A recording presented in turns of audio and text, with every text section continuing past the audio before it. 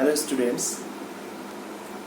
অনেক দিন পর আমি আবার আমার এই চ্যানেলে আমি আপলোড করতে চলেছি ইংরাজির উপর বিভিন্ন রকমের ভিডিও। এবং আজকে আমার এই ভিডিওর আলোচ্য বিষয় ক্লাস 11 এবং 12-এ যে ওয়েস্ট বেঙ্গল বোর্ডে সিলেবাসের যে পরিবর্তন আনা হয়েছে, সেই ইংলিশ সাবজেক্টটির যে পরিবর্তন এসছে সেটা নিয়ে আমি অল্প সময়ের মধ্যে একটু বিশ্লেষণ করে নেব। তো দেখো, এর আগে সেমিস্টার ছিল না। এ বছর থেকে অর্থাৎ 2024-এ এবছর পরিবর্তন হয়েছে কি, যে সমস্ত ছাত্রছাত্রী তোমরা 11 এবং 12-এ ভর্তি হয়েছ, তোমাদেরকে এবার থেকে সেমিস্টারের মাধ্যমে পরীক্ষা দিতে হবে। অর্থাৎ সেম কথার অর্থই হলো 6 মাস, 6 মান্থ, অর্থাৎ 6 মাস পর পর তোমাদেরকে পরীক্ষা নেওয়া হবে। এবং তোমাদের যে ইংরাজি সাবজেক্টটি রয়েছে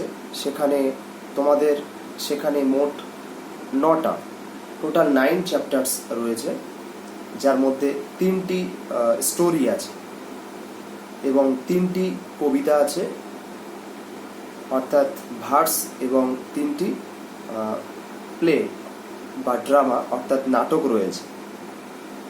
তো তোমাদের প্রত্যেকটি পড়াই তোমাদের কাছে নতুন, তবে আগেকার যে সিলেবাস ছিল সেখান থেকে কয়েকটা পড়া রেখে দেওয়া হয়েছে।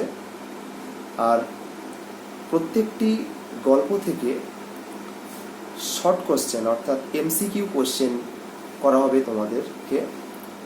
আগে short question, SAQ, MCQ, broad question, বিভিন্ন টাইপসের কোয়েশ্চেন ছিল, কিন্তু এবছর থেকে একেবারে পুরোপুরিভাবে মার্কস ডিভিশনটাও চেঞ্জ করা হয়েছে। প্রত্যেকটি কবিতা থেকে, প্রত্যেকটি গল্প এবং নাটক থেকে এমসিকিউর মাধ্যমেই কোশ্চেন করা হবে এবং তোমাদেরকে কোনো রকম বড় কোশ্চেন লিখতে দেওয়া হবে না। সুতরাং তোমাদের প্রত্যেকটি পড়া লাইন বাই লাইন একেবারে খুঁটিয়ে মানে জেনে নিতে হবে। যতটা ডিটেলস পড়বে তত তোমাদের পক্ষে ভালো, কেননা এমসিকিউর কোশ্চেন ভীষণ টাফ হয়। এবং এমসিকিউ এতদিন যে তোমরা যে লেভেলের এমসিকিউ আনসার পরীক্ষাতে দেখেছো, যেগুলো আনসার করেছিলে, সেই এমসিকিউ আর এই যে সেমিস্টারের এমসিকিউ অনেকটাই পার্থক্য। এগুলো এমসিকিউই থাকবে, কিন্তু এখনকার যে কোয়েশ্চেনের যে লেভেলটা হবে সেটা তুলনামূলক একটু বিভিন্ন মানের থাকবে, অর্থাৎ বিভিন্ন কোয়ালিটির।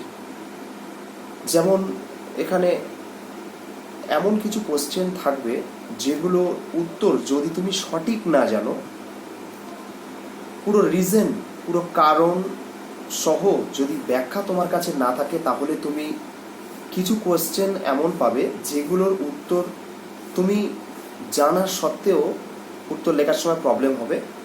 তার একটাই কারণ, পড়াটা যদি তোমার কাছে অস্পষ্ট থাকে। সুতরাং প্রত্যেকটি টেক্সট পড়ার সময় তোমাকে পুরোপুরিভাবে ক্লিয়ার করতে হবে।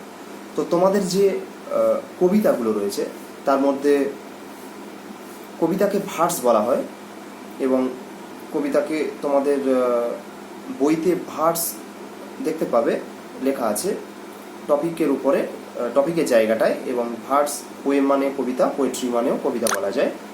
তো তোমাদের যে প্রথম কবিতাটি আছে, কম্পোজড আপন ওয়েস্টমিনস্টার ব্রিজ, উইলিয়াম ওয়ার্ডসওয়ার্থের লেখা, এটা আগেকার সিলেবাস থেকে নেওয়া হয়েছে।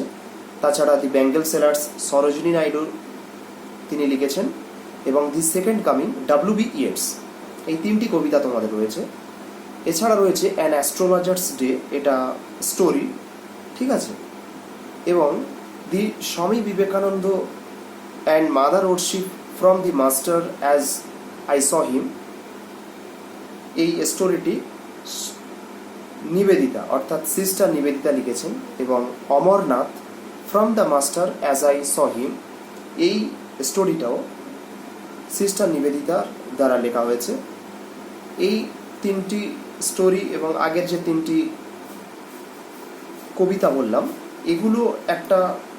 এগুলোকে টপিক এ বা এগুলোকে বুক ওয়ান, অর্থাৎ বুক ওয়ান বা বুক এ বলা হয়, এবং বুক বি অর্থাৎ মেন টপিক যেটাকে বুক বি বলা হয়, সেটার মধ্যে 3টি প্লে আছে অর্থাৎ ড্রামা, যাকে নাটক বলা হয়। তো সেখানে ম্যাকবেথ, অথেলো এবং অ্যাজ ইউ লাইক ইট, এই 3টি নাটকই উইলিয়াম শেক্সপিয়ারের তিনি রচনা করেছিলেন।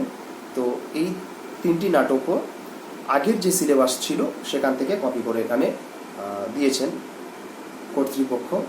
তো আমি জাস্ট এই ভিডিওর মাধ্যমে এটাই বলতে চাই যে 3টি কবিতা থেকে 10টি এমসিকিউ, 3টি যে ভার্স রয়েছে, এই যে স্টোরি আছে সেখান থেকেও 10টি এমসিকিউ, এবং যে 3টি প্লে রয়েছে অর্থাৎ নাটক, সেখান থেকেও টোটাল 10টি এমসিকিউ থাকবে।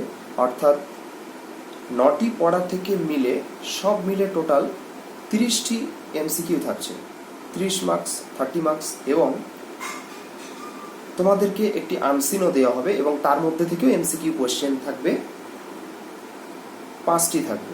এবং গ্রামারের উপর narration change, voice change, phrasal verb, transformation of sentences, এই সব কিছুর উপর থেকে টোটাল 5টি কোয়েশ্চেন করা হবে।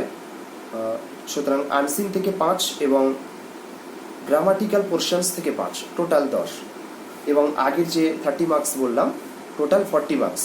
সুতরাং এই যে সেমিস্টারটা, যে ফার্স্ট সেমিস্টারটা তোমাদেরকে নেওয়া হবে, সেখানে 40 মার্কসের এক্সাম হবে। তো আমি পরবর্তীতে খুব সহজ সরল ভাষায় এবং অল্প সময়, যাতে যে কোনো স্টোরি সহজে তোমাদের মাথা থাকে, বুঝতে সুবিধা হয়, আমি প্রত্যেকটি স্টোরির উপরে গল্প নিয়ে আসব, যাতে তোমাদেরকে বুঝতে খুব সহজ হয়, এবং অল্প সময় যে কোনো গল্প কিভাবে বুঝে নেবে তার টেকনিক এবং সিস্টেম আমি বলে দেব।